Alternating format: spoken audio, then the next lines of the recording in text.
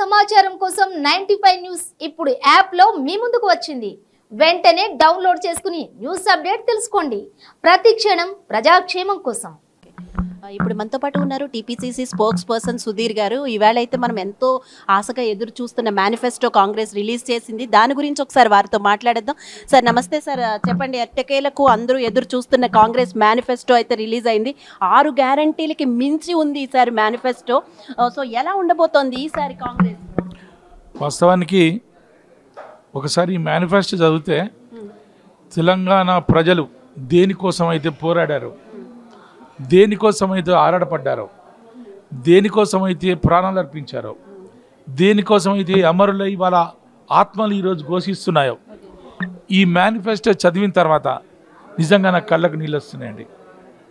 ఎందుకంటే విద్యార్థుల పట్ల, ఉద్యోగుల పట్ల, నిరుద్యోగుల పట్ల, ఆర్టీసీ కార్మికుల పట్ల, జర్నలిస్టుల పట్ల, రైతుల పట్ల, కార్మికుల పట్ల, కర్షకుల పట్ల, ఈ సమాజంలో ఉన్నటువంటి ప్రతి కులం పట్ల ఈ మేనిఫెస్టోను అద్భుతంగా రూపొందించారు.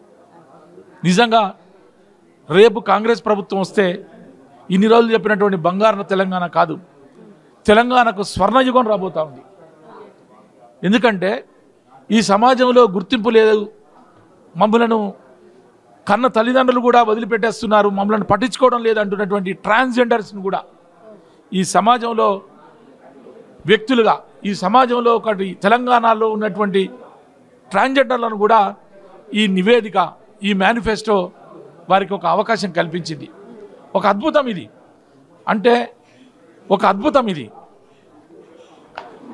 ఎంత బ్రహ్మాండంగా ఉందంటే ఈరోజు ఉద్యోగులకు పాత పెన్షన్ కొత్త పెన్షన్ పోవాలి, పాత పెన్షన్ రావాలని ఎన్నో రకాలుగా వాళ్ళు ఇబ్బందులు పడుతున్నటువంటి సందర్భంలో ఓపీఎస్ను క్యాన్సిల్ చేసి మళ్ళీ కాంట్రిబ్యూటరీ పెన్షన్ని ఏర్పాటు చేశారు. అదే కాదు, ఈ మధ్యకాలంలో ఆర్టీసీ కార్మికులు పెద్ద ఎత్తున ఇబ్బందులు పడుతూ ఉన్నారు.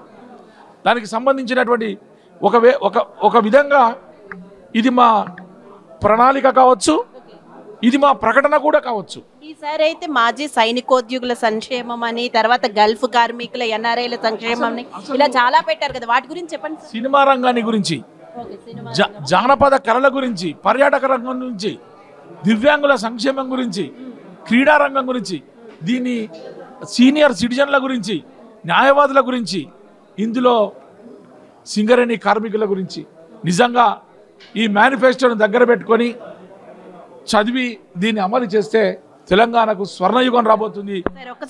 ఇది నేను ఒక మాట చెప్పదలుచుకున్నా. మాజీ ఉద్యోగుల సంక్షేమం, సైనికోద్యోగుల సంక్షేమం గురించి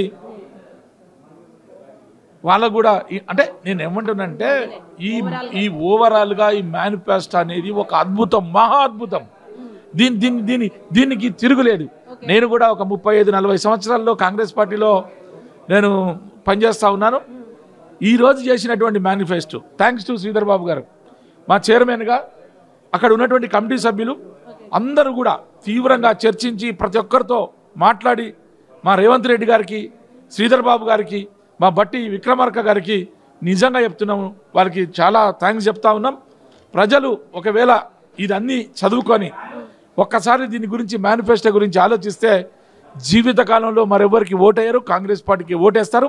రేపు అధికారంలో రాగానే ఈ ఒక్క మేనిఫెస్టోను చూసి అమలు చేస్తే మన తెలంగాణలో ఉన్నటువంటి సర్వరోగాలు ఇవన్నీ కూడా పోయి నిజంగా మనం అనుకున్నటువంటి తెలంగాణ రాబోతా ఉంది, వస్తుంది.